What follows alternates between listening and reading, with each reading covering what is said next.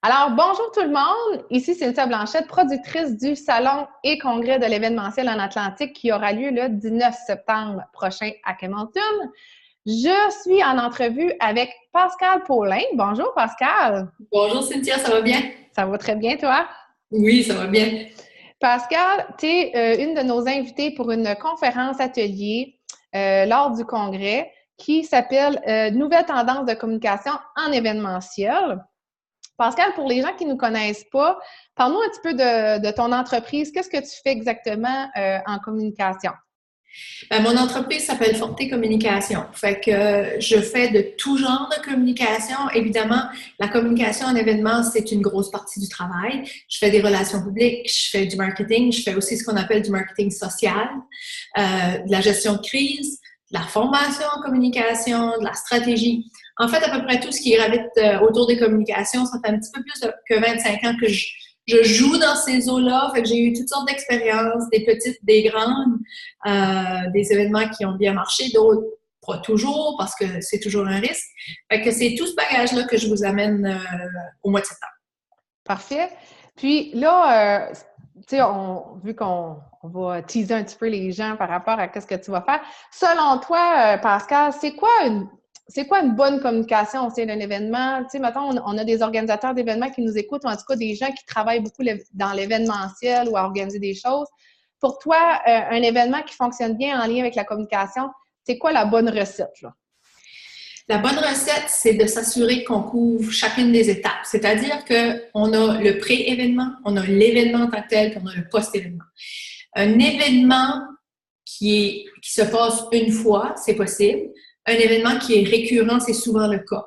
Donc, l'événement qui est récurrent, c'est important de, oui, bien servir l'événement actuellement, celui qui se passe, mais il ne faut pas oublier non plus ceux qui vont venir après. Comment est-ce qu'on fait pour aller chercher autant les gens qui sont là que les gens qui auraient dû être là? Les gens qu'on voudrait voir là la prochaine fois. OK? Fait que, parce qu'aujourd'hui, la communication, elle va vite. Elle se passe sur différents canaux. Tout le monde a presque trop d'informations dans la tête. Fait que comment est-ce qu'on fait pour se démarquer, puis faire en sorte que les gens vont nous voir, vont nous entendre, puis s'ils n'étaient pas là, vont se dire « Ah, j'ai manqué une occasion, j'aurais donc bien dû être là l'année prochaine, je vais y être. » Fait que c'est de créer une anticipation avant, de créer une anticipation pendant, mais aussi de donner aux gens un sentiment qu'ils font partie d'un mouvement, qui font partie de quelque chose de spécial, quelque chose de particulier, puis qui leur donne le goût de revenir, de partager l'expérience, mais de s'investir aussi. Parce que dans un événement, dans le fond, c'est pas quelque chose qui se passe dans un sens unique, là. Que ce soit les gens qui organisent, les gens qui assistent. On est aujourd'hui dans des modèles où on veut que les gens communiquent. Ben, pour ça, il faut engager. Il faut trouver des façons que tout au long de l'événement, que les gens sentent qu'ils sont capables de participer de toutes sortes de façons. Il y a des gens qui ont une facilité à prendre la parole, il y en a qui ne l'ont pas. Qu'est-ce qu'on fait avec ces gens-là? Comment est-ce qu'on trouve des moyens de leur donner la parole, de leur donner un espace où ils peuvent s'exprimer? Puis en bout de ligne, que tout le monde sorte de là en disant « Wow! C'était tellement profitable, c'était tellement intéressant, je m'en parle avec tout le monde. » C'est de garder tous ces éléments-là en tête dans une stratégie puis avec des moyens qui peuvent se faire autant avec des très grands budgets que des budgets plus modestes parce que c'est la réalité du milieu dans laquelle on vit. Surtout des organismes à but non lucratif, on le voit souvent, Absolument. c'est toujours le défi au niveau de l'argent, des subventions, les dons, les donateurs, les commandites. Donc, tu sais, tout ce roulement-là, puis tu sais, aussi, tu sais, quand je t'écoutais parler, puis, tu sais, souvent, on voit souvent dans notre domaine que les gens disent « Ah, ben c'est tout sur les médias sociaux, nous autres, tu sais, comment est-ce que tu vois ça, toi, la communication de l'ère d'aujourd'hui avec les mix antérieurs? J'imagine que tu vas nous en parler beaucoup dans ton atelier, qu'est-ce qui est in. Fait que peut-être tu pourrais nous dire, c'est quoi, tu sais, un petit punch, là, avant notre conférence? Pour les gens qui nous écoutent, on leur donne un petit tease. Qu'est-ce qui est in, là, tout de suite, là, en communication en 2018? Tout ce qui est image, tout ce qui est vidéo. OK? La chose qu'il faut se rappeler, c'est qu'une image va aller s'incruster 80 fois plus vite dans la tête d'une personne qu'un mot. Fait que c'est clair que si on n'a pas beaucoup de temps et si on veut capter l'attention rapidement, il faut un peu privilégier cette voie-là. Maintenant, faire une vidéo, ça n'a pas besoin de demander nécessairement, tu sais, le gros studio puis le gros déploiement. Il y a des façons de le faire pour que ce soit intéressant, que ce soit accrocheur, puis que l'organisation qu'on représente paraisse très bien dans une vidéo amateur. C'est vraiment encore là une question de qui sont les intervenants, est-ce que notre message est clair, est-ce qu'on a un environnement qui donne envie aux gens de se joindre à nous autres. Fait qu'il faut vraiment aller jouer un petit peu puis se demander qu'est-ce qui se passe dans la tête des personnes qui vont recevoir notre message. Je te dirais que la chose la plus difficile en communication, puis que ce soit en événementiel ou dans n'importe quel domaine, c'est toujours de se rappeler qu'on n'est peut-être pas le public cible. Fait que c'est pas parce que moi j'aime le message ou que moi j'aime la méthode que c'est la méthode qui va être la mieux pour l'événement que j'organise. Si on organise une conférence, un événement, un happening quelconque pour des milléniaux, on ne va pas nécessairement utiliser les mêmes outils que si on le fait pour des personnes qui sont au bord de la retraite. Mais il ne faut pas non plus tomber dans des vieilles perceptions que les gens plus âgés n'utilisent pas la technologie. C'est pas vrai. Ils l'utilisent de façon différente, ils vont réagir à différents messages. Mais c'est un petit peu aussi de casser les barrières qu'on s'est faites dans notre tête. On a des perceptions, tu sais.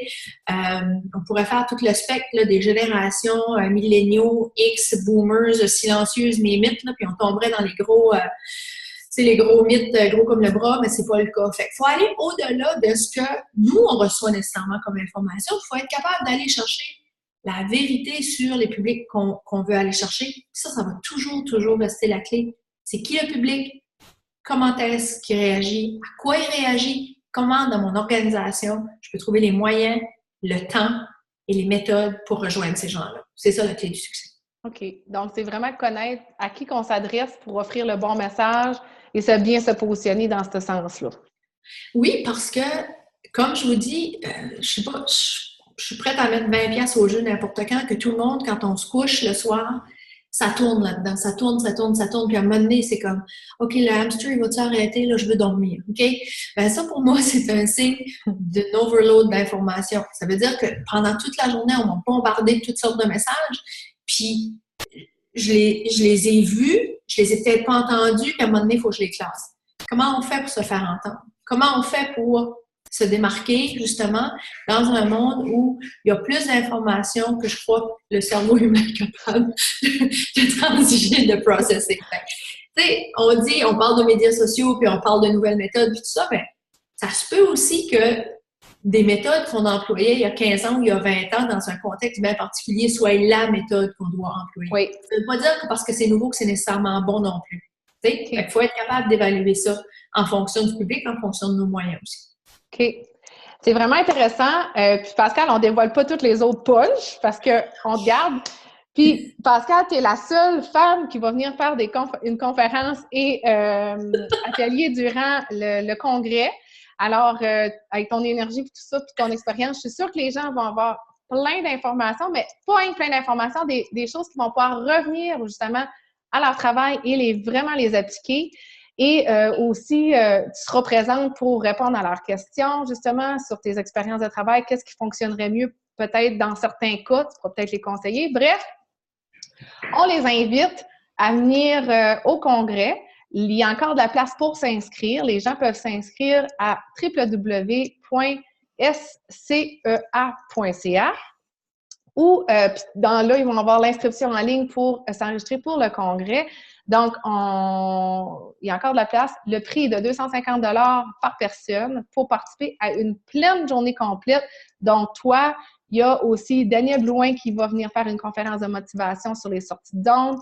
Il y a Rick Hutchinson qui vient nous parler de comment brander son événement. Donc, ta conférence et sa conférence, vous allez être très complémentaires justement par rapport à tout ça. Et ça comprend les repas, ça comprend aussi la soirée spectacle VIP avec Émilie Landry, Jean-Marc Couture et j'aurai d'autres artistes invités aussi durant la soirée. Puis moi, je vais être là parce que je les adore, ces artistes-là. Yes!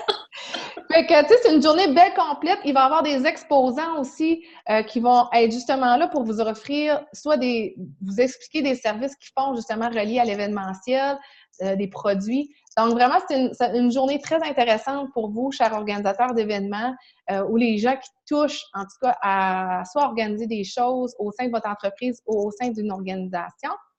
Fait que, on invite tout le monde, 19 septembre, manquez pas ça. Venez nous rencontrer, ça va nous faire plaisir.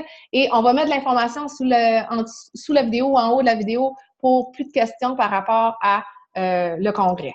Merci, Pascal. Bel été. Hey, on oui. on s'en voit à l'aube de l'automne. C'est beau. Merci. Bye. Bye.